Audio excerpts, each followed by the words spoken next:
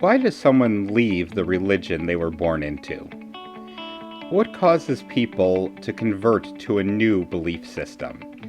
What goes on inside a high-demand religion? Listen to the experiences of ordinary people as they answer those questions and more. Hello and welcome to Crestless Podcast. Today we are going to be interviewing Gemma. Gemma, hi. Hi. So Gemma, I was wondering if you could tell us a little bit about the group you belong to, maybe a general idea of your age and location, that sort of thing. Okay, so I come from what is well known as the greater New York area. I was born into a secular Jewish family, really completely and entirely secular. And my grandparents are Holocaust survivors, which what eventually led me to kind of want to take on a more traditional lifestyle and honor their heritage. Right. I know we talked about this before the podcast, but just for the audience, I suppose it is worth mentioning at this point that I myself spent several years in an Orthodox Jewish community. So this is a topic of special interest to me. Anyway, please continue. So that's what happened. When I was 17, I met someone who was an Orthodox Jew, and we became very good friends. She was only a few years older than I was. She told me there's a lot of things that Jews are supposed to do. I didn't know this. I was not raised ever going to synagogue, ever anything. Like, I knew my parents were Jewish. I knew my grandparents were survivors, and that was it. I had a completely, I considered to be a normal life. So then when I met this Orthodox girl, she told me, like, oh, there's things that Jews are supposed to do. And she told me a little bit, like, the laws of kosher, what you can eat and what you can't eat, and how girls are supposed to dress and behave, and how you're supposed to be your whole life, girl, and well, boys too, actually. Your whole life is supposed to lead up to one day you're going to get married and you're going to have kids and you're going to lead this religious traditional life. Let me just back up for a second. So your parents were completely secular, you said, correct? Yes, and yes, probably your so your grandparents too. My grandparents were raised in religious families. That was in the old country, and then when they moved to the U.S., it was completely different. First of all, the only places where there were Orthodox Jews right after the war, few little synagogues in Brooklyn, and that was it. And they, like most immigrants, they steered into Ellis Island, and from there either went to Jersey or Long Island or whatever. And there weren't Jewish communities there. There were barely any Jews as it was. So they go of their old practices and were just very happy to be American. They were, that's what they were proud to be. Right. And I'm sure they were grateful to have escaped what they did. Yeah, absolutely. I mean, they were very small children when they came here, and so their parents was the same story. Their parents were in their 20s or 30s. My grandparents were all between the ages of 5 and 10 when they got here. All of them at different times. Some of them at the beginning of the war, some at the end. But they were just very happy to come here and blend in, learn English, and not speak whatever language of the country they came from. Some spoke Hungarian, some spoke Yiddish. They were just happy to be American. Assimilate, not go to synagogue, not keep religious practice. They were just happy to have survived and to be in a new place. Right. Well, understandable, obviously. Was this both sets of your grandparents? Both sides. All 4 of my grandparents are survivors. Oh, okay. My goodness. Do you remember hearing a lot about that as you grew up?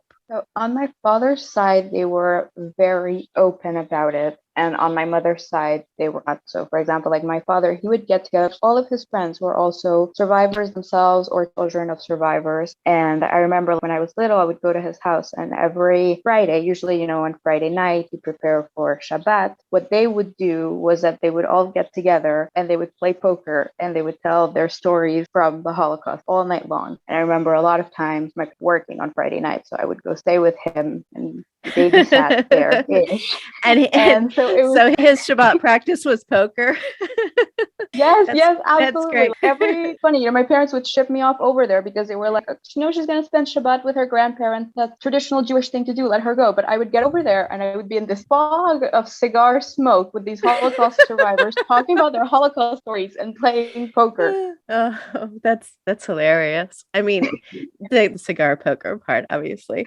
But so you grew up with a strong knowledge that this was your background and this was what your grandparents had survived. That was probably your main source of Jewish identity, I'm guessing. Right. So I didn't really understand ever until my teenage years that like the Jewish was like a thing to be and to do. To me, it was just like, they were persecuted back then because they didn't like Jews and they were Jewish. I had no idea what being Jewish actually meant. I didn't think that we were any different from anyone else, but I just Right. knew that they were persecuted. It was bad. Now today, Mm-hmm. apparently not considered as bad. And to me, also being Jewish was like these stories of small town in rural Hungary or Lithuania, the locals Right. one day breaking into your home and stealing your things and tossing you into the street. Like that's what being Jewish meant. But to me, this was a bad thing during the 1940s. It's not happening anymore today. So in a way, to me, there were no more Jews because being Jewish meant being in Eastern Europe and experiencing all of these bad things. Right. And it I didn't sounds really like your understand it. version of being Jewish was like someone else in America saying, my grandmother's Irish, or in that sense, Yeah, like heritage is exactly. Irish. You were never told that your parents never sat you down and said, there are some people who are Jewish that do this and some that do that, but this is what we do. It was just kind of assumed this is the thing, this is how life is. Being Jewish was not something that we ever talked about, particularly not with my parents. My grandparents, for them, it wasn't that something that they talked about. It was just something that they lived in it. For example, they remember that people would get together on Friday night to have dinner. So they would do their own version of it and how they wanted to do it. And you would go to the synagogue for the holidays and then have, say, for the Jewish New Year, you would have a big dinner after going to synagogue. Well, they wouldn't go to the synagogue. They would just have the big dinner with their friends and the family. They kept the little things that they did that they remembered their parents doing, did them in their own way. So that's with my grandparents, being Jewish was doing things, and with my Right. parents was an absolute non-factor in their lives at all. Okay. I see. So there was cultural carryover with your grandparents, but with your parents, basically not at all. So completely secular. Yeah. That makes sense.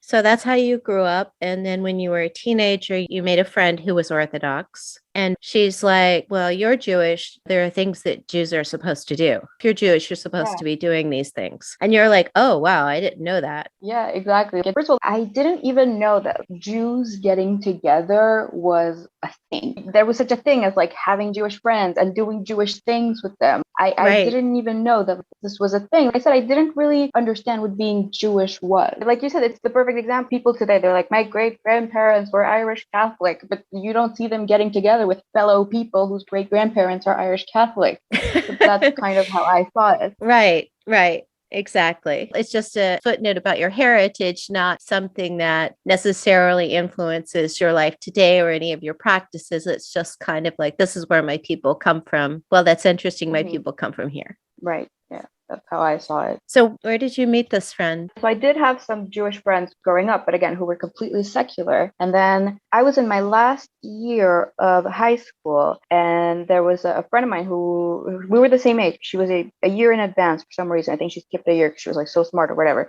And she was already in college. There are Jewish outreach groups in colleges. And so this girl, she was doing Jewish outreach at a college, and she was getting my friend to come to some events and volunteer, doing fun things like doing Shabbat dinners and going to Jersey for the weekend and like by the lake. And so my friend was like, there's this like girl who's organizes like, all these activities for college students, and you should come, you should meet her. She's so much fun. I knew that there were these kind of Jewish things and like doing activities. I saw my friends, sometimes going on Shabbatons, these events for Shabbat that they organize for like young people, and I never had any interest in that. But then eventually, like through my friend, I met this girl and I got to have a one-on-one talk with her, and that is when she said, "It's like really rich heritage that you have, and my grandparents are also survivors, and we did this and we did that." We kind of bonded over that. Sure. That was kind of how it began. She was in college, and were you in college at this point? No, so I was in my last year of high school. Yeah. Okay. So the things she was organizing, were those connected to the college? That's the Were they thing. like, There are Jewish outreach organizations at every college. So they go over to the college and then they meet the local Jewish students, and then they organize these activities. They're outside of school, but the college is kind of how they get to them, how they meet them. so which Jewish outreach organization was this under? Chabad? So she was with Chabad. It sounds like you were basically a Chabad girl's dream. You are exactly who they are looking for. Yes. Yes. Jewish on both sides, completely secular. You don't know anything. You're a completely blank slate. Exactly. Exactly. That's what it was, and that's what I realized now. Right. And I don't mean that in a nefarious way, but like a Christian missionary would love to have somebody who hasn't already heard about this religion and already formed an opinion about it. That's the best idea. And Right. it's the same for Jewish outreach, which I guess I should mention that Jewish outreach organizations are basically looking for people whose heritage is Jewish, but they are not non-practicing, so they don't follow the rules of being a religious Jew.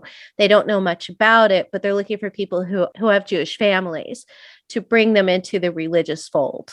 And that was exactly what they found in you. From their point of view, they're doing good work. They're doing what they're supposed to be doing. I don't mean it to be a nefarious type of thing, but yeah, it sounds like you're perfect in the profile they would like. If they had to think up somebody, that would be their dream candidate.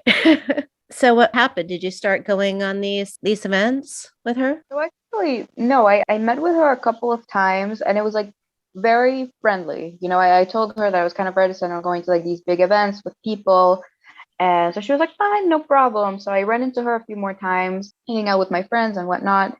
And we would just have these really amazing conversations, like every time, about Judaism. She would teach me a lot of things that, of course, I didn't know. And Right. we really bonded over having a very similar background, because she also was not born into a religious family. She became religious just a few years before.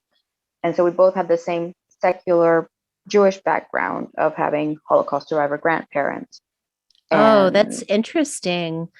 Okay. mhm, So she didn't grow up religious. You had a ton in common. yeah, I did. Okay. And that's how that started. And it's very funny to get into like the little details in here, but she was actually working for a Chabad center that she felt was too nice and too welcoming, because she liked me because I was like 100% Jewish, but she didn't like how Chabad would sometimes do outreach to people who they would then find out that they were not Jewish according to Jewish law. For example, like a kid would show up with a Jewish name, Jewish last name, but it turns out that their mother was not Jewish and therefore they were not Jewish. And she didn't like that. She was Right. like kind of gatekeeping Judaism in a way. And so she was like, would you really like to learn more about Jewish practice? And I said, okay, fine. She recommended that I meet a rabbi who was not Chabad, who was the other big Jewish outreach sect called Yeshivish. There's this Right. organization that's called Aish, which is the Yeshivish outreach. So that's Aish HaTorah? Come originally from Israel, and I think that's the name of the Israeli base, Aish HaTorah. Oh, okay. Let me just cycle back to what you said about her and the people with the Jewish background. For if you could explain the difference in Jewish law, how someone is Jewish, that would probably be helpful, because according to Orthodox Jews, not everybody with a Jewish parent is actually Jewish. Yeah. So according to Orthodox Jewish law, someone is only Jewish if they have a Jewish mother. Their mother was born to a Jewish mother. That's what it means. So somebody could have 3 Jewish grandparents, but if the mother's mother is not Jewish, they are considered 100% not Jewish. Right. They would still probably be friendly to them and want to convert them, but they would not consider them Jewish, even if both grandparents were heavily involved and the parent was going to a Reform synagogue like every week, and none of that Jewish cultural stuff or even religious stuff would matter. It's pretty much a black or white situation. Exactly. And so that's the thing. They were usually very friendly to these people who have Jewish dad, but they're not. And yes, somebody shows any kind of interest in Judaism, they will point them towards conversion, which they never do. This is something worth mentioning. Orthodox Judaism doesn't actively seek to convert people at all. Right. But these people who have a Jewish dad and they show up to these events and they show interest in Judaism, they do nudge them in that direction. Right, because I think they may not consider them Jewish by religious law, but I think they do sort of otherwise. So they definitely have a soft spot for those sorts of people. Yeah, I mean, the Anyway. way that they see it is that they see the kid kind of as a victim of the situation. They're like, their dad did a bad thing and didn't give them a Jewish mom, and now they can't have the privilege of being Jewish. We have to give that to them. That's really how they see it, Try explaining that to your mother. Mom, Yeah. Dad did a bad thing when he married you, and you had me, and I'm really just a victim of your illicit relationship. And he should have married this nice Jewish girl, but instead you came along. Yeah. Yeah, exactly. Right. Okay. So did you at that point start becoming more observant, or was this more of you were just sort of listening to her stories, thinking about it? How did it progress from there? The way it really started progressing was when I met with this yeshivish rabbi. He told me, I mean, some of the same things. These are things that Jews are supposed to do, but he was very knowledgeable. He asked me very specifically about where my family was from, and he was very into Jewish geography. And so he knew all of the big families before the war and what country, who were the like big rabbis and whatnot. And then he, through asking me the names of my grandparents and their family, he found out that I was like related to like this big rabbi who was killed during the Holocaust. And after that, he was so nice to me. And it's not that he wasn't nice before, but he started being like really, really lovely to me. He invited me to his house, and his whole family immediately adopted me because it turns out that I was related to this big rabbi. What now, in retrospect, seems absolutely insane. But at the time, it felt so amazing. It was by default, I'm important or something. I mean, when you're 17, you have a Right. very worldview, and these little things. Also, when you're 17, you're in a constant identity crisis, and so these big things kind of coming into place, it Sure. really felt my whole world was changing. And so after going to Shabbat dinner at his house a few times and seeing how happy and picture perfect the family was and how lovely everyone was to me, and I went to synagogue with his wife a few times. She was like great granddaughter of this big Lithuanian rabbi, and everybody was, wow, that's amazing. The first thing everybody would say was, but you didn't grow up religious, but now you're taking it on. That's amazing. And I wasn't even decided on taking it on, but at that point I was like, looks like I have to or something. I'm sorry I'm laughing, but it's the way you're describing it Funny. is amusing. It is kind of funny. All of a sudden you find out you're Jewish royalty and everybody's so excited and they want you to carry on the tradition and you're, oh wow. I It's mean, also sudden. I just came to exactly. synagogue. I don't even know what I'm Exactly. That's doing, but I have to uphold this heritage of great Jewish learning. absolutely, that's 100% what it was. So after that, I was convinced. I was asking her, what can I take on? What can I do? And obviously, kosher, Shabbat, and modesty are the first things that you have to do. Everything else, Right. all of the other little Jewish laws, you can kind of learn as you go along. Right, and excuse me for cutting in there. I just thought it was worth mentioning that Shabbat is the Jewish Sabbath and it runs from Friday night to Saturday night. So, and this is also another thing in Orthodox Judaism, as long as you don't know something, you won't get bad consequences in the afterlife if you didn't do something because you didn't know. You had to do it, or you did do something that you couldn't do. As long as you don't know about it, it's fine. So they actually don't teach you too much at the beginning, because if they teach you too much and then you don't do it, it's bad. But as long as you don't know it, it's not bad. The very first things that I knew about were kosher and modesty and Shabbat. And even then, they didn't teach me anything. Shabbat has thousands of things that you can't do. I Right. didn't learn all of them at once. So maybe you could just give a quick rundown of what's involved in keeping kosher and modesty, and then we can cover the Shabbat stuff. It's a lot, but maybe just the major points. Someone who doesn't know could maybe get a sense of the scope of the practice. So kosher, the basics would be you can't mix dairy products with meat products. And if you do eat meat products, they have to be butchered by a kosher butcher. And of course, there's certain animals you can't eat. And you have to check your fruits and vegetables for bugs because you can't eat bugs. And Right. everything that you eat has to have a kosher stamp on it. Right. Okay. So any processed food would have to have a kosher symbol on it. Yeah. And you can't just buy meat from the grocery store unless it from a kosher brand and mark kosher. It came from the specific butcher that handles animals in the proper way. You can't just go to Burger King and have a hamburger because that meat that they use isn't kosher and they're also mixing dairy products and meat products. So if you're really keeping kosher, you're not getting takeout food. It isn't the basic first step, but at the end of the day, you end up eating a very strict, specialized diet. Yeah, exactly. So this is also another thing that they loved about me. I was vegan at the time, always have and always will be. And so kosher was pretty much a non-factor to me. So Oh, they, the Orthodox Jews around me were like very happy about this. They wouldn't have to brainwash me to kosher, basically. so that is Yeah. actually pretty convenient. No meat, no dairy, no problem. Yeah, exactly. As far as the modesty goes, So, I mean, already before I ever went to that rabbi's house for Shabbat, I had already guessed that there was a dress code because whenever I would see the other Chabad girls, I always saw that they were in skirts. So then I looked it up, and yes, there is a dress. There are the modesty laws, which for women, it means always wearing skirts that go past your knee, shirts that cover your collarbone and your elbows. So that's that. And so when I knew that I was going to go to this rabbi's house, I figured I have to dress up. Or actually, nobody told me anything. And I'm sure that if for the first time I had shown up not dressed this way, it would have been fine because I didn't know. But so right. I did dress that way. It actually, for me personally, was not that hard of a transition. I was already a little hippie-ish back then, and I always hated wearing pants. I felt like I had quite a feminist face when I was 14, and I had this whole manifesto written out in my head about how pants are oppressive to women for like a million reasons.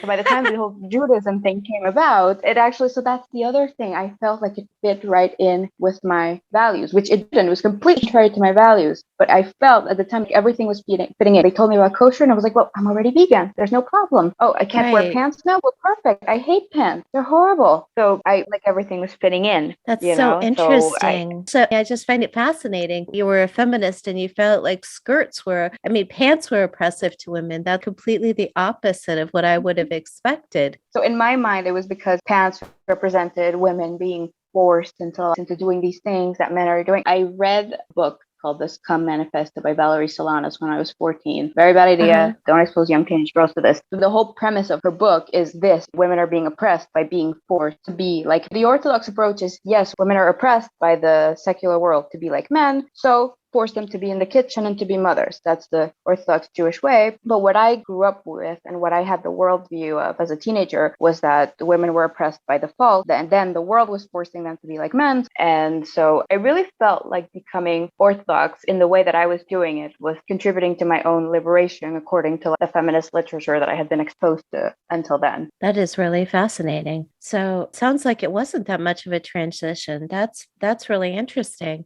And as far as Shabbat went, you were okay with it. So Shabbat, I never felt like particularly guilty about it, but I don't think that except for a handful of times, I don't think I ever kept it completely. It's just too ridiculously hard. Seriously, thousands of things that you can't do and that you have to think about and this and that. And also I was still living with my parents who, I'm sure that this will be a topic on its own, who were not happy about this. Parents being completely secular and you living with them, keeping Shabbat would have been quite difficult. Yeah, so on Shabbat, you can't use any electricity. There's a law in the Torah that says that on Shabbat you can't kindle a fire. And they blew that one out of proportion. And pretty much every modern thing that we have now is considered a fire. So you can't turn on the lights, can't cook, you can't do many, many things. And sharing a house with people who don't care about this and are actually, you have a lot of contempt for this is very hard. Whole lighting, not lighting the lights things. You're allowed to use the lights, so you're allowed to have lit them before Shabbat. So what I would do is that I would leave the light right outside my bedroom open and the bathroom light open. And then, of course, one of my parents would come in and use them or go to bed and they would shut them all off. And then I, trying to keep Shabbat, would not be able to turn them back on. So this was a whole event. Every Saturday, this would be a thing. So this is a funny thing. You can't cook, but there's also a Jewish law that commands you to eat warm food on Shabbat, but you can't cook. So the way that you do this is that you set up either a slow cooker or you set up your oven on like a very low heat and you put food in it and you leave it on for the next day, which again, when you're sharing a house with people, very problematic. The cholent, it's called, the food that you're supposed to eat on Saturday during the day, and you're supposed to have set it up the night before so that's warm then when you use it, but you didn't cook it on Shabbat.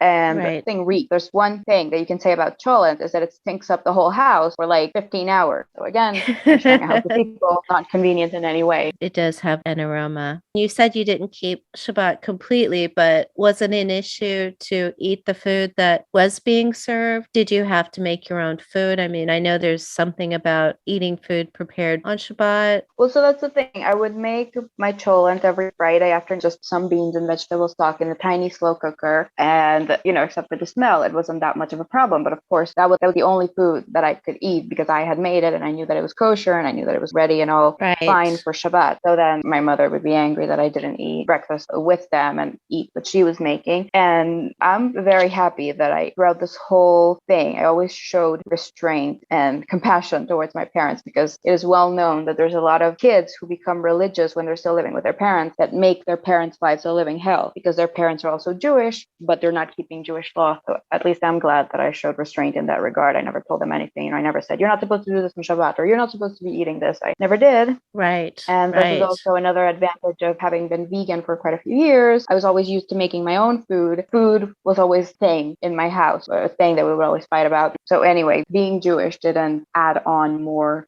to the flame in that regard. Like, it was already a problem. That's great. Totally forgot that you were vegan. Jewish law, it is actually mandatory to eat meat when possible on Shabbat and on holidays, because meat is considered this great big thing. Like, it was always scarce, all the way back in the desert when the Torah was first written to Eastern Europe, meat was always rare. So it was like honoring Shabbat and the holiday if you would have it on Shabbat and on holidays. So I'm sure that was very confusing for your parents. All of a sudden, you're trying to live this traditional Jewish life, and this is not what they grew up with, and this is not what they raised you to do. And all of a sudden, you're taking on these different practices and you won't eat their food. It sounds like you were very nice to them, which is great. Yeah, in retrospect, I am kind of surprised at how nice I was to them, but I'm glad I was. Right. I was really so convinced that what I was doing was right and that every Jew had to do what was right. And, it didn't take much time for me to become involved in outreach. And suddenly, I was telling people what to do, which is insane when you think about it. A 17-year-old shouldn't be telling anyone what to do. But very quickly, I was so convinced. Sure. You learned the truth and you wanted to share it with others, because now that you know what's right, you want to reach people who are like you, who don't know. So how long did it take you to become observant? So you would consider Orthodox? From meeting with that rabbi, it was very quick. I wanted to take everything on, and I thought that I had to do absolutely everything.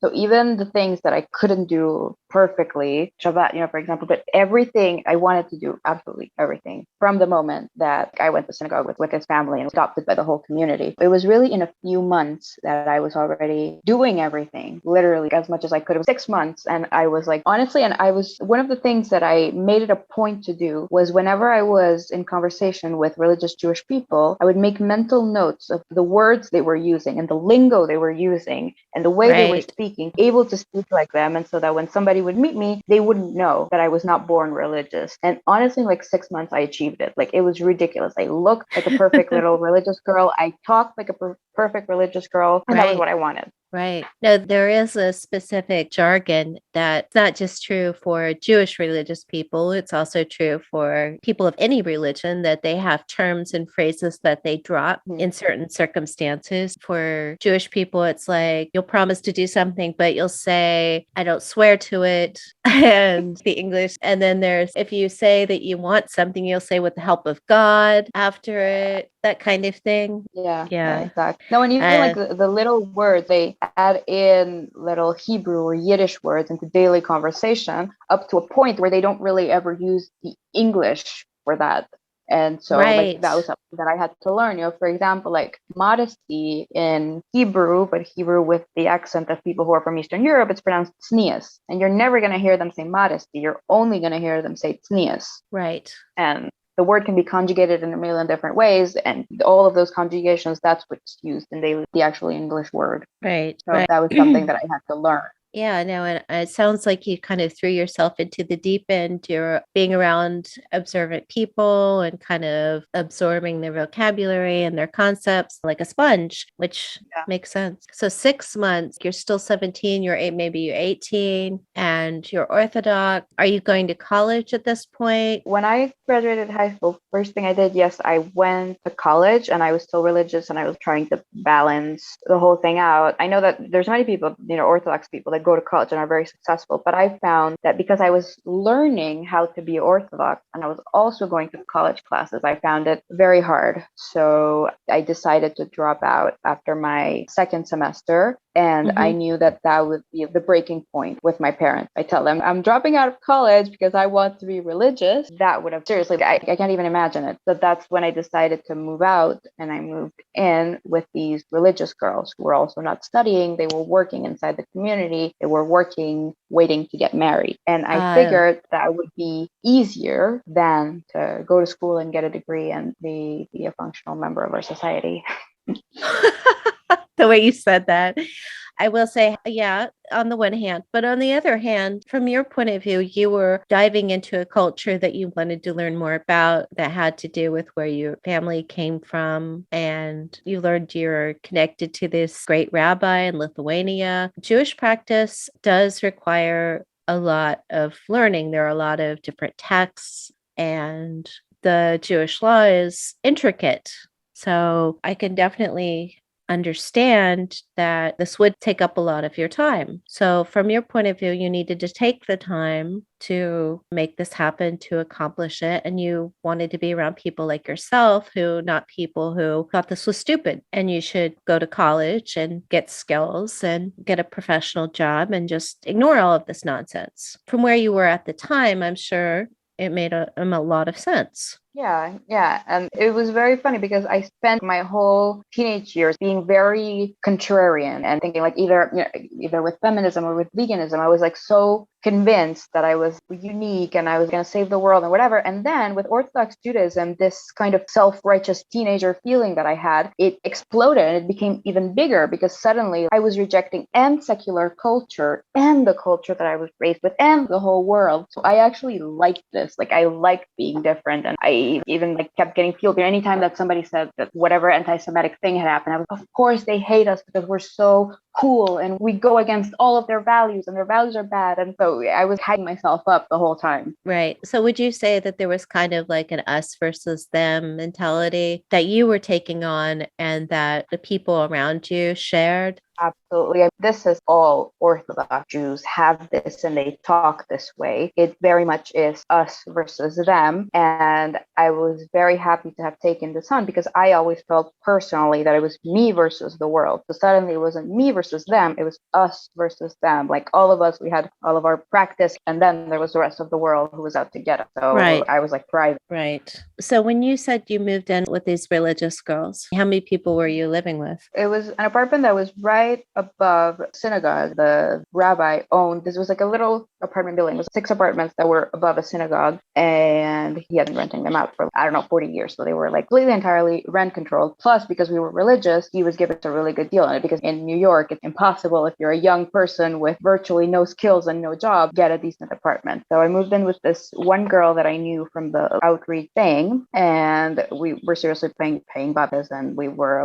almost not working, spending full time going to Jewish events or doing Jewish outreach. And she moved out after she got married, which was about 3 or 4 months. And then another religious girl moved right in, somebody that I knew from the community but didn't know very well. And so that was that. Those were like my 2 religious roommates that I had in a short period of time. We were like, all 3 of us were kind of doing the same thing. We weren't really working. We were just learning as much, because that's the thing. They were also like me. They had become religious. Both of them had become religious, I think, a year or 2 before I did. So they knew more. I felt like I could learn more from them. And we were all in the same vibe, doing the same thing. Right. I'm just curious. You said you're kind of waiting to get married. Was that something that you knew you were doing, that they knew that they were doing? Like that was your goal and it was expressed out loud. Okay, we're here, we're learning, we're waiting to get married, we're going to find somebody. And that was the goal. Yeah, absolutely. We definitely talked about it. It was definitely our goal. We were like all of us going left and right. Every married person that we know, if you know a guy that you think would be good for me, please let me know. Even if we weren't going to like official matchmakers, there are matchmakers in the Orthodox Jewish community, but usually they only go with people who are religious from birth because they know their parents. And so because we couldn't go to matchmakers, we had to like rely on our friends and our friends to hopefully find someone. Yeah, that was Right. like all we talked about. Wow. How did that come about? It's one of those things that I'm always curious. At some point, did someone say something to you? This is the most important thing you could do is to get married and have children, have a Jewish household? Or was it more just that you absorbed it by osmosis? It seems like from the outside now that the Jewish Orthodox community puts a lot of pressure on people to get married. The way that it is spoken about, it literally, your life doesn't start until you get married. All the young people, that's what they're waiting for. Even, and this is the thing, young boys that were born into a religious community and that right after yeshiva, the Orthodox Jewish school, right after it, if they don't want to pursue higher studies, most of them don't, if they want to go straight into working for someone in the community, usually they won't let them have good jobs until they get married because they don't want to encourage them to like be self-sufficient until they get married. So this was very much the same thing for us. Girls were not really encouraged to do anything. If you did something, they wouldn't tell you not to do it, but you weren't encouraged to pursue hobbies, pursue a higher education, travel, even like have that many friends. The only thing that you were supposed to be doing from the second that you finished high school was do things that enabled you to get married. For religious girls, usually this involves going to what they call it seminary. Usually they do it in Israel or there's a few in New York, and they literally teach you. It's like the first class on how to be a wife, woman, and mother in the religious world. They're teaching you some of the laws that apply only to women, not all of them, but most of them. And it's crazy. Like they even have cooking classes in some seminary. Like literally teach you how to be a wife and mother. And this is what girls do in the year after high school, literally just waiting to get married. And so that was the whole world. Every girl that I met who was not married was doing something waiting to be married. Even if she was pursuing a college education that she would never use because in her community, it was girls didn't really work. Still, she was just doing that to keep busy until she got married. Right. But that was everyone. So, two things. The first one is it doesn't sound like you did the year in Israel after high school. I mean, I could imagine with the situation with your parents, that would have been difficult to achieve, to get them to be okay with you going to a foreign country to learn for a year than an Orthodox institution. Wow. And financially to pull that off on your own also would have been difficult. Yeah, again, honestly, that was kind of funny. And I see it now that it was kind of a red flag that maybe the whole thing wasn't for me. And I subconsciously knew it. I never wanted to go to Israel. I had absolutely no interest in ever going to Israel, even at the peak of me being religious. And this was something that I could never say out loud. The Holy Land, literally, like even the anti-Zionist Jews, at least once in their lifetime, they go and they pray at the Wailing Wall and they visit like the graves of the great rabbi. This is like Israel is like a mandatory thing for Orthodox Jews, where I had absolutely no interest in going to a war-torn or Middle country. No, I never managed to get rid of that image and put on instead this image of the perfect Holy Land. Right. You still viewed it as sort of CNN, missiles flying, that sort of place. Exactly. Plus, if I went, I would have gone only the religious parts, which in Israel, the religious neighborhoods are the poorest neighborhoods with the highest crime rates, and everything is like falling apart. Somebody who was living in Geula, which is one of the most Orthodox neighborhoods in Jerusalem, and she was talking about how she was surprised, said this as a joke, she was surprised that rats were still considered unkosher since they were everywhere. And I just remember thinking, and I'm supposed to want to go there? Oh my gosh. Wow. That is horrifying. I mean, right? I could definitely see how after hearing something like that, you would be like, "Oh, I don't know. No, thank you." Right. So you leave college and you're staying with another religious girl who you guys are, your main goal is to get married to a religious boy. And you're trying to meet through other people that you're meeting and you're doing outreach work. Was it for Aish that you were doing the outreach? I was like back and forthing between Chabad and Aish. So I was officially registered as a volunteer, same organization where I met the Chabad girl, like the very first Orthodox person that I met. So I was mostly doing their events, but the whole time I was thinking, but Chabad is a crock and Chabad is not legit. But they're nice. I like what they're doing, so I'm going to keep doing it. But yes, there's also like this big rivalry between Chabad and the rest of the Orthodox Jewish world. They don't like them. Really? For many reasons. Yeah. So it is very well known. Like the other Hasidic Jews don't like Chabad. the yeshivish Jews don't like Chabad. The Sephardic Jews don't like Chabad. So it's a very well-known thing. And so the whole time I was going to the Chabad activities because I thought they were so much fun and I loved meeting people, but I also didn't want to marry a Chabad boy. And eventually my old yeshivish rabbi told me, if you keep going to these Chabad activities, people think you're bad and they're going to suggest that you meet Chabad people. And I was like, oh, well, I do not want that. Chabad is bad. Yeah, exactly.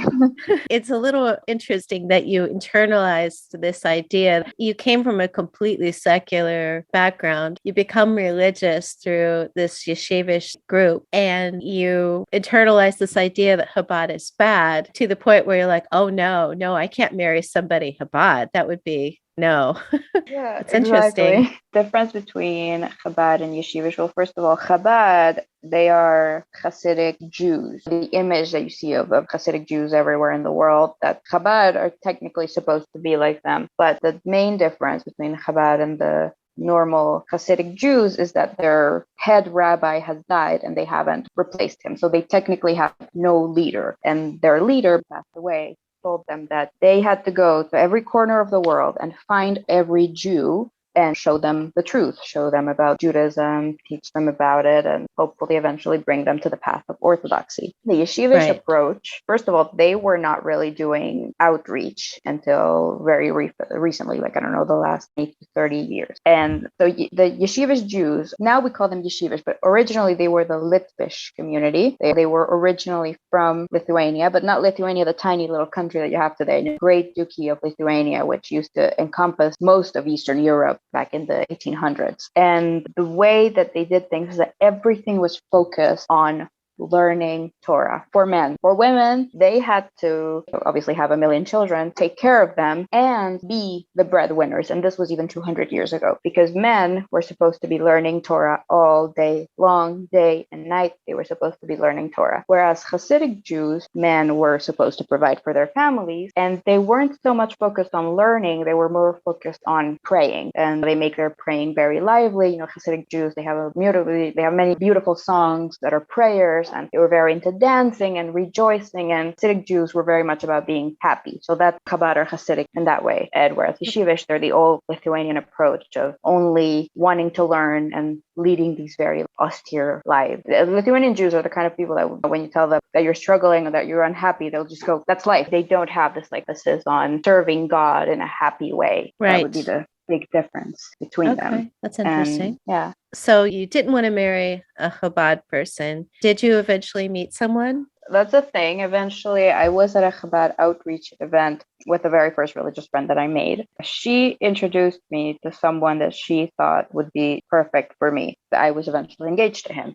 So he was about 10 years older than I was, still studying in college, had changed his career path 1.5 million times. And his parents were Chabad, but he was now studying at a yeshivish school. It's actually at a yeshiva, but for boys who are no longer in yeshiva. And he really wanted to take on the kind of the yeshivish way of life. And he was also Sephardic. And this is going to sound absolutely ridiculous, but I wanted to marry somebody Sephardic because they're allowed to eat more things on Passover than Ashkenaz Jews. Passover, what the difference in Sephardic and Ashkenazi practice, that would probably be good. And so as to Passover, the difference between Ashkenazim and Sephardim is that Ashkenazim, who are from Eastern Europe, the rabbis made many, many rules of things that they could not eat during Passover. You know, most grains and pulses they can't eat. Whereas Sephardim, people who are from the Iberian Peninsula, their rabbis said that they could eat all of those things. So you can eat rice and really all of the grains and pulses that are not straight up bread. Right. And this is a distinction that's still held today. So people whose family descend from the, Middle East regions, they can eat those things. And I think correct me if I'm wrong, it's if a woman marries into a man's community, not the other way around. So if you marry a Sephardi man, you would take on his practice, but if a Sephardi man were to marry you, he would keep his practice. Yeah, the way that they do it, because back in the old world, it was absolutely that. A woman would marry into a man's family and she had to take on everything that his family did. There's actually, it's written, I don't remember which book I read it, but back in the day, they would would tell a girl as soon as she was married to spend as much time as possible with her mother-in-law learning how to be like her, because it was not Jewish law that she had to exactly be like her husband's family. Today, girls are allowed some of their own traditions if they want to. Like if I, as an Ashkenaz, married a Sephardic and I still wanted to keep my Ashkenazim customs, I would be allowed to. I would just not be allowed to force my husband to do it. And your kids, I guess, would be raised in the husband's tradition. Yeah, exactly. So for the kids, there would be no choice. They would have to be raised into the husband's tradition. You were engaged, but you did not get married, correct? Yes. So we weren't officially engaged. I mean, the Ashkenazim, there's like a 3-step process to getting engaged. Sephardim only have one step, which is to like formalize it in front of your family, friends, and rabbis and witnesses. Ashkenazim a little bit of a longer process. So we were never officially engaged in either way. We never had a party with friends and family saying, okay, we're getting engaged, we're getting married this real. But we had agreed that we were going to get married, and we were planning to do that. Okay. Before I was like, okay, I can't do this. So in the Orthodox world, really, like even if you don't have a matchmaker, somebody has to act as the matchmaker. Like somebody has to go, okay, she's interested, he's interested. When do you want to see each other? And they really like have to supervise your first few dates. Otherwise, Right. it's just not, quote unquote kosher. And she didn't want to be our matchmaker because she said that we had too big of an age difference and she didn't want to be responsible for anything. And so then Right. we asked other friends who knew both of us, and no one, I mean, we asked like 5 people, no one wanted to be our matchmaker because they didn't see it working out and they didn't want to be responsible for it. Wow. And so this already should have been a huge red flag. Oh my But goodness. it wasn't. Oh, wow. So he was 10 years older than you from a slightly different Jewish tradition. Were those their complaints, the age difference, or were there other things? So the way that they saw it is he is 28 years old, was raised Orthodox, and is not married. Therefore, there must be something wrong with him, because most girls are married between 18 and 22, and most boys are married between 20 and 25. So they were like, he's pushing 30 and he's not married. There has got to be something wrong there. Oh my goodness. So he's like an old maid. Absolutely. They call them older singles in the Orthodox community, and they throw that word around all the time. And in the Hasidic communities, the second that anyone, boy or girl, makes it past 25 without getting married, they're automatically an older single. Oh my Yeah. goodness. That is young to get married. But I knew that Orthodox Jewish people get married young, but to call someone an older single when they're still in their 20s, that's interesting. Wow, that's quite a stigma, isn't it? It is. It really is. So you met him, and the two of you thought that it would be a good idea, but your friends and acquaintances didn't seem to agree. So what did you guys do? Yeah. So that's the thing. We couldn't like officially date because we needed somebody to arrange the dates, and nobody would do it. So we would deliberately run into each other. Basically, there would be like events or Shabbat at rabbis' houses or whatever, where we knew that the other would be there.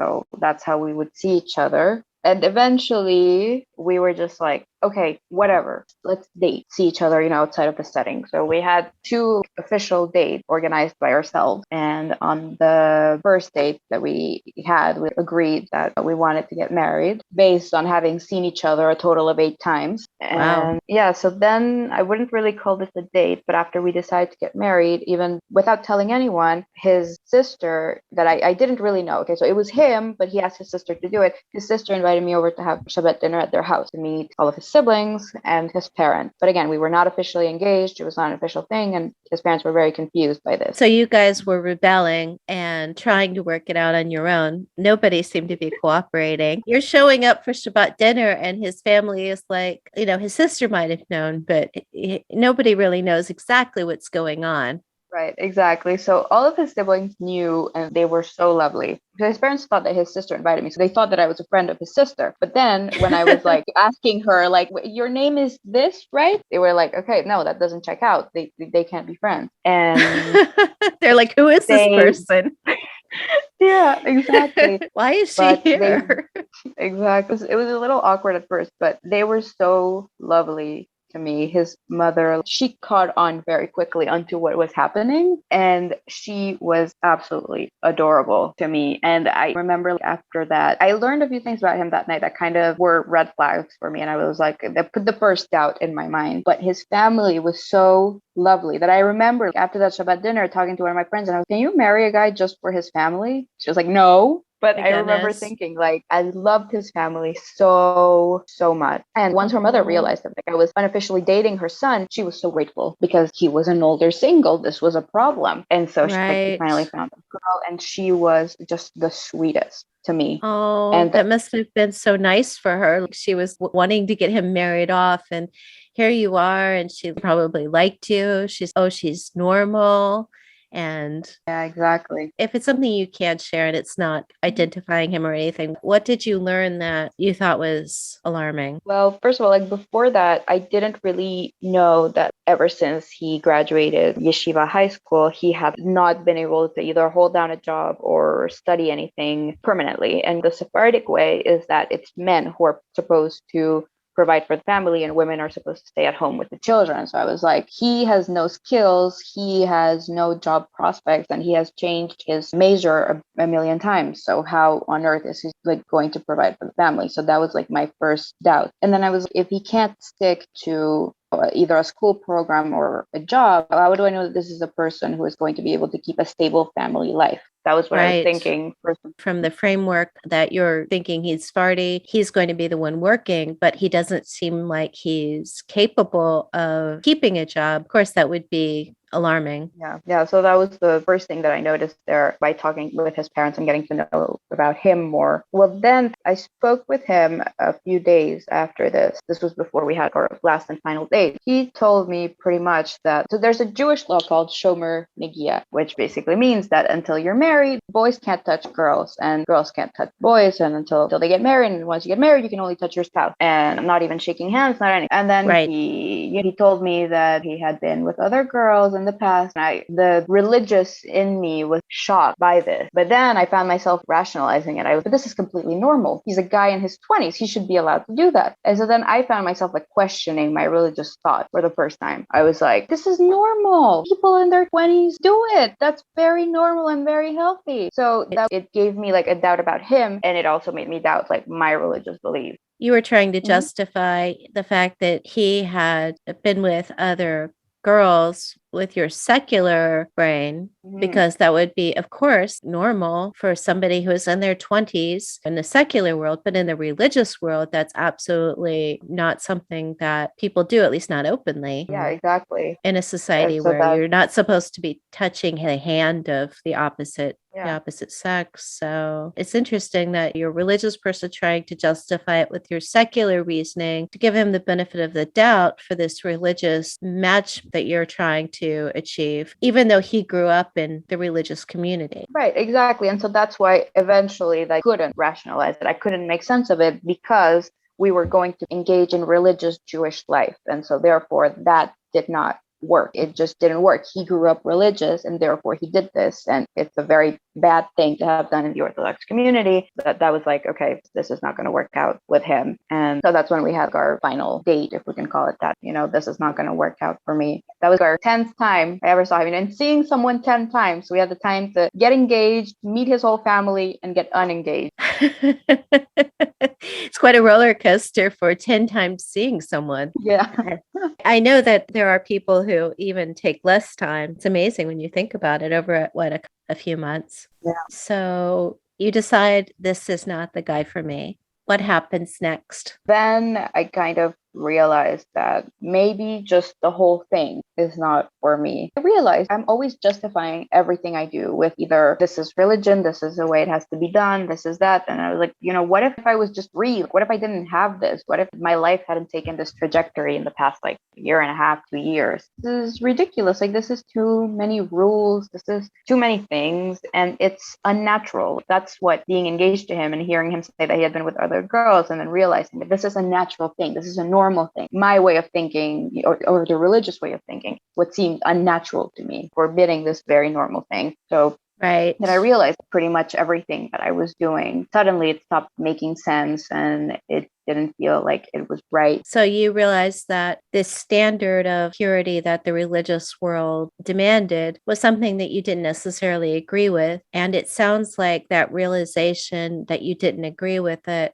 acted as a catalyst to examine the rest of the belief. Exactly. So it stemmed from that. And then I went on to like all of the other religious practices. And none of it makes sense and or is natural. You just have to believe that this is the way to do things. And then I asked myself, like, do I really blindly believe everything that these rabbis are saying? And the answer was a very clear and loud no. I had never really taken the time to ask that question to myself. And it seems ridiculous to me now. I literally just assumed that everything they were telling me was the absolute truth. Well, you'd never been exposed to any sort of Jewish practice before, and you were introduced to it in the sense of this is what Jewish people do. And you were connected to grandparents, and it's like you discovered a component of your identity, I suppose. Exactly. That's what it was at the time. Now, looking back on it, I think I just grew past it. I think it was a necessary phase, but I Right. just grew past it like any phase we go through in life. Right. It's very interesting how we can accept things sort of completely and at face value, never really examine them until later. They're presented in a certain way. Not to say that every religious person hasn't examined their beliefs or anything like that, but it sounds like in your case, you said, this is what I should do. And then you did it. And then you decided, which is your right, to re examine that, which is also your right. Yeah, that's exactly what it was. Just like it does seem crazy when you look back on it, how I just accepted this as the absolute truth. Absolutely did not question it. And every crazy thing that they were telling me that I had to do, I never questioned it.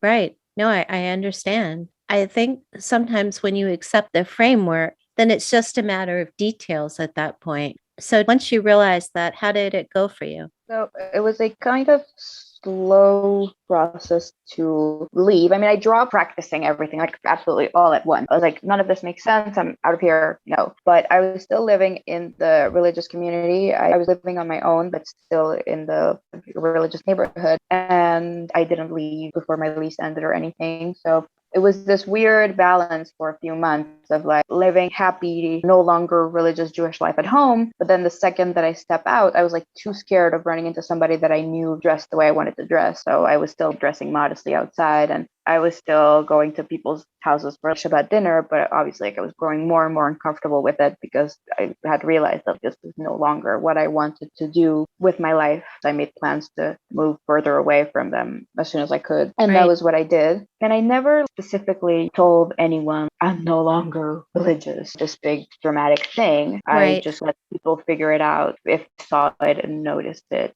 But it's just such a taboo topic and it's so awkward that like nobody asked anything. The only Well, person that I did tell, hey, I have to tell you I'm not religious anymore, was so this is a very normal thing in the Jewish world. It's called a chavruta and it's known as a learning partner. And most Orthodox Jews, man or woman, have one. It's a person that you choose a Jewish book to study and you learn it together. And so I had a Havruta, a learning partner. She was years older than I was. She was married with something like 7 kids. So we would learn this book about Jewish law together. I told her she was the only person that I did like non-religious coming out to, and she was lovely about it. Didn't ask any questions, but again, it's because it's so awkward and weird that like they don't want to know why you're not interested in being religious anymore, and they just hope that like you're gonna come back, and they don't even want to talk about it. That's what I noticed. Everybody that I knew from back then. I actually think there is something where you're not supposed to bring up people's sins Yeah. and point them out. I think maybe that's part of it. I don't know if it's a religious or a social taboo, but there definitely does seem to be a taboo in that. You told her and you moved further away and you just went on with your life. Yeah, exactly. So, where would you say you are now? How do you feel now I that you have left? mhm. I wouldn't really say I have any religious or spiritual practice. I just kind of go about my daily life and do my little things. I have a very quiet life in a small town. It's just me and my cat and my work. And I'm very happy to have this peace. And I don't really stay in contact with the people who I knew that I was religious, not because we had like a big falling out, just because we no longer have this huge thing in common, and they Right. also don't want to have anything in common with me. And this is a very funny thing. I still have my learning partner. And when people ask me, how is that possible? How does that work? I have no idea. It just works. So we still sit down every week and learn this little Jewish book together. When we learn it, and she knows because she has seen me laugh. She pretends she doesn't, but she has seen me laugh. And she knows that I think that what we're reading is absolute nonsense. But I find it entertaining and I find it amusing. And she will, she's a religious person who has to sit down and learn with somebody every week anyway. So we kept that up and we have a wonderful friendship. And I really have no idea how it still works, but it does. So that's the only Jewish thing that's still going on in my life. That is great that you managed to make a friend and she accepts you the way you are and you accept her the way she is and do this thing. And she knows that you're getting something different out of it than she is. So that's really nice to have that sort of mutual tolerance. Yeah, that's what it is, mutual tolerance. And I mean, sometimes she'll say things that I find absolutely outrageous. And I'm sure that I say things that she finds absolutely outrageous, but it really doesn't change the fact that we somehow have like a really solid base for a great friendship and a great connection. And so, yeah, that was like a big surprise to me that of all the people, she's like, okay, well, I have to learn with somebody. I might as well keep learning with you. So what if you're not religious? And you're like, well, okay. That's great. Exactly. Obviously, we do have this thing, and I understand why, but this is with all religious people. They never ask you about your life, what you're up to, what you're doing. Now she has started doing it. I left 2 years ago. Now she is finally starting to ask me about my life, what I'm up to, where I am, what I'm doing, how's work. 2 whole years, she finally feels comfortable enough to know that I'm not going to give her some like outrageous answer. And so she can ask me like basic questions. You're not going to up and tell her that you went through a drive-through and got the pork sandwich and Yeah, exactly. Yeah, exactly. But we do have like these very cute, like mild disagreements every once in a while. Like sometimes we talk, about because she lives in a very insular community. She lives in a community it's much more religious than any community I was ever in. And she doesn't like ever have to interact with non-religious Jewish people, like not just non-Jews, just any non-religious Jewish people. Like they're not a part of her life. I'm the only non-religious person that she like interacts with at this point. And at some point, we're talking about the differences between religious world, secular world, but you can and can't do, treading very lightly. And I said something about out here in the free world, we can do I don't know what. And then she just laughed and she kind of looked at me like, come on, we keep this friendship going on not saying things like that. So it was funny. Yeah, that is. But again, funny. she's not offended. I'm sure she knows what I think of her life. And I most certainly know what she thinks of my life. But somehow friendship still works somehow. That's great. It kind of gives you hope when you hear things like that. Yeah, exactly. Okay. Well, is there anything that you'd like to bring up or anything you want to talk about before we wrap this up? I don't have anything in particular in mind. Well, it's definitely been a pleasure, and I very much appreciate your time. Well, thank you. I've never done a podcast before, so I was like, that should be an interesting experience. And it was fun. Thank you for joining us today. Please be sure to subscribe to get the latest episodes as they're released.